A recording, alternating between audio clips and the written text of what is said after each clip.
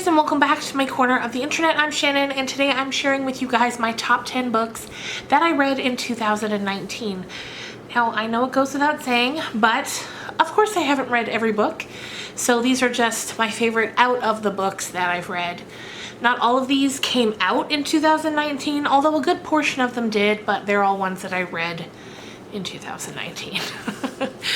Now that I've got that disclaimer out there, let's just jump on into it. First one I want to talk about is the most recent one that I reviewed on this channel, and that is The Family Upstairs by Lisa Jewell. Lisa Jewell is a fairly new author to me. I started reading her books probably about 2 years ago, and after I read the first one and then another one, I just really got hooked into her storytelling. I think that she's a really interesting storyteller. She's one that writes very commercial fiction. It has broad range and appeal, but the stories are just so good. They're page turners. I haven't really been disappointed in any of them that I've read. And I read 2 in 2019 because she put out 2, I think, in 2019. But anyway, The Family Upstairs was not only my favorite of the 2, but perhaps my favorite of all of the ones that I've read that she's written.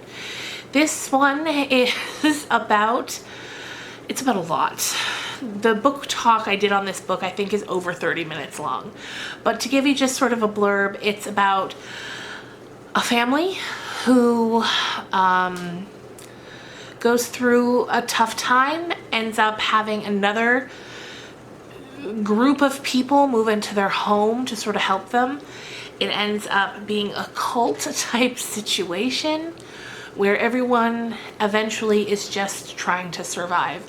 And all kinds of crazy things happen, and it's just such a good story. Now these books are in no particular order, so just keep that in mind. The next book that I read that I loved this year was by Ruth Ware, and that was The Turn of the Key. Now Ruth Ware and Lisa Jewell have a little bit in common in terms of the stories they tell and the kind of broad appeal that they have, but I like them both in their own right very much. And again, I think this was my favorite book that Ruth Ware has put out that I've read. And I really love that. I just love the notion of each book being better than the last. How great is that? And the 2 of them really just killed it this year. Anyway, The Turn of the Key is about a young woman who moves into a remote home. It's a big, fancy home to sort of be a nanny for this family and their children. And there's all kinds of mysteries and all kinds of interesting characters. And the house itself kind of becomes a character in that it's like a smart house, so a lot of things are run by technology and it's difficult to override it. And it's one of my favorite mysteries that I read in 2019. Next up, The Testaments by Margaret Atwood. This was the long-awaited sequel to The Handmaid's Tale. If you've been around my channel for a while, you know how I feel about Margaret Atwood. She's one of my all-time favorite writers. Very pleased that she is a fellow Canadian. There's just that point of pride that comes along with it. And The Handmaid's Tale was a book I read in high school, and it was one that really, really stuck with me. It's also been made into a TV show that has been on for 3 seasons now, which I absolutely love. And as an aside, let me just say, I recently did a top 10 TV shows of the past decade, and I forgot to put The Handmaid's Tale in there. I don't know how I forgot, but I did.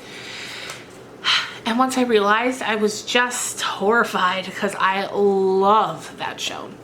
Anyway, The Testaments, it goes on to tell the story, not so much of Offred, although she's mentioned, but it goes on to tell a further story about Gilead and kind of the downfall of Gilead from 3 different people's point of view.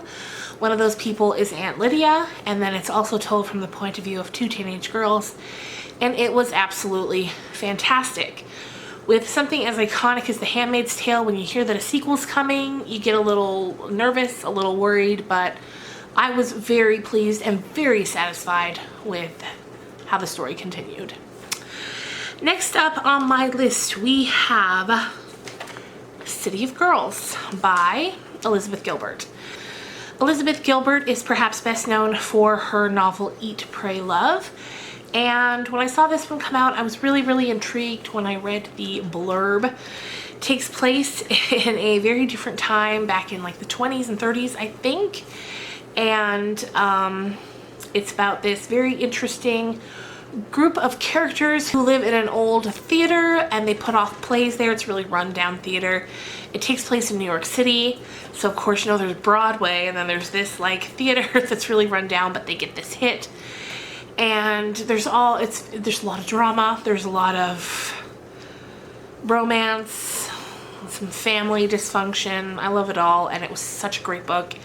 It's a big one. I've currently got it lent out to my friend and I can't wait to hear what she thought of it.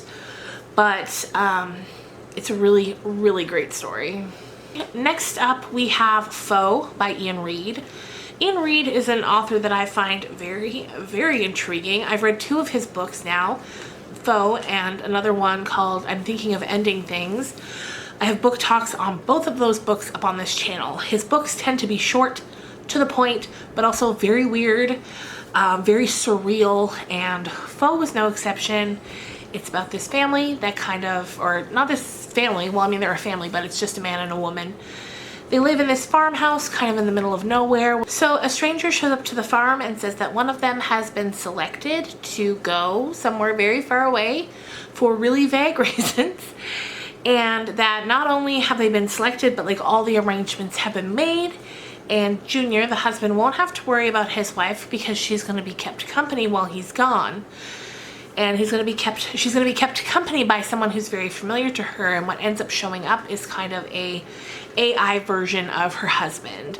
And it's very creepy and it's very surreal, and the ending is very interesting, and I absolutely loved it. I would recommend both of Ian's books. He is also Canadian. Love that. Next up, we have The Invited by Jennifer McMahon, and I loved this book so much. I loved it so much. Now, this book is kind of a ghost story, or not a ghost story, but kind of a haunted house story, which again, if you've been around my channel for a while, you know I love a good haunted house story, any kind of ghost story. I love it. I'm really into it. But this one is different, and it looks at the idea of what if you didn't, you know, buy and move into a haunted house, but what if you built one? And it's just so interesting. It's about this couple who decide they're going to finally go and live the life they've always wanted to live, because the wife's father has recently passed away and she's been left a large sum of money, and they can finally go and build this house they've always dreamed of. But as she's getting more involved in the town and she learns about some of the history, she starts buying antique pieces like door frames and, you know, fireplace mantle and wood and other things that have really interesting history, because she thinks it would be just beautiful to take kind of the lore of the town and put it into the house. But many of these pieces end up having spirits attached to them, and she ends up inadvertently building this kind of horrifying haunted house. And it's a really interesting story, really well done. Next up, we have The Great Alone by Kristin Hannah. Kristin Hannah is another one of those authors that are fairly new to me, but that I've really fallen in love with over the past few years, and I've read, I think, all of her books so far, and they're just so good. And The Great Alone, not only was it my favorite that I've read, one of my favorites that I've read in 2019, it's one of my favorites that I've read of hers, period. Perhaps The Nightingale would be tied with it in terms of faves, but The Great Alone is so good. It's about this family that ends up moving to Alaska, to a very remote, isolated part of Alaska, as if Alaska itself isn't already isolated enough. And they move there with very little money, knowing that they're going to have to go through a very harsh winter with a father who is freshly back from the war and suffering from a really intense PTSD. And it's a story that just breaks your heart into a million pieces, but it's so well told, and it's just such a great book, and she's such a good storyteller that I would recommend it 100%. Next up, we have The World That We Knew by Alice Hoffman. This was a later in the year read as well, and I just love Alice Hoffman so much. I love the way that she takes magical realism and weaves them into stories. This one takes place during World War II, and it's about a woman, or a young girl at the beginning, and her journey with a golem. Her mother makes her a golem to accompany her so she can get out of very war-torn places and move on to other places. And we meet a lot of other characters along the way, and all of their stories get intertwined together, and it is just such a good read. I always find World War II stories very interesting, and this was such an interesting take, such an interesting way to tell a story. And you might know Alice Hoffman from Practical Magic. She wrote the book that the movie was based on, and just so many other wonderful books. She just never disappoints.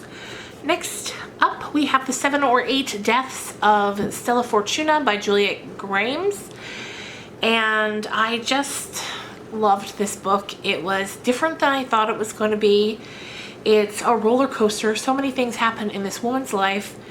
And it was such a joy to get to see, although some of these deaths, because we go through each one of them, these near-death experiences, some of them are wild and difficult to read, but it's just such a good story. Even though many parts of it are so heartbreaking, I just loved hearing about this woman's life. It really got to me, and this woman, Juliet, she's a fantastic storyteller, and I can't wait to read more from her down the road. And the final one we're going to talk about today is The Last Romantics by Tara Conklin. I enjoyed this one a lot as well. First of all, the cover, I always loved the cover. Thought it was very, very beautiful. And this is, again, another book about family dysfunction, which I love. And there's just something about it. I love reading stories about siblings and about sisters, and this one was great. It's about a woman who is a poet, and she's kind of been away from the public eye for many, many years, I think like 25 years or more, and she finally resurfaces and people are asking her questions. She's doing like a Q&A, and they ask about her family, and that's the story that we get, and it's just fantastic. Very good. So much heartbreak, so much sadness, and I guess I just really love that in a story. Anyway, you guys, those are my top 10 favorite reads from 2019. Like I said, not all were necessarily written or released in 2019, but they're all ones that I read. And if any of them sound particularly interesting to you, there are book talks on them all. I've got a playlist of all my book talks. You can go through, see which ones you want to listen to. There are a ton. There are a ton of book talks already. We're in the like 170s. And they're just my favorite videos to make for you guys. And that's what's going to be coming up next on Friday. We're going to have a book talk on If Only by Melanie Murphy, and I can't wait to talk about it. I'm still currently reading it, and it's a page turner. I'm just flying through. So I hope you guys are having a great week, and that your new year is off to a good start, and you haven't had to deal with anything unpleasant. That's my wish for you all. Anyway, guys, I will see you on Friday. Bye.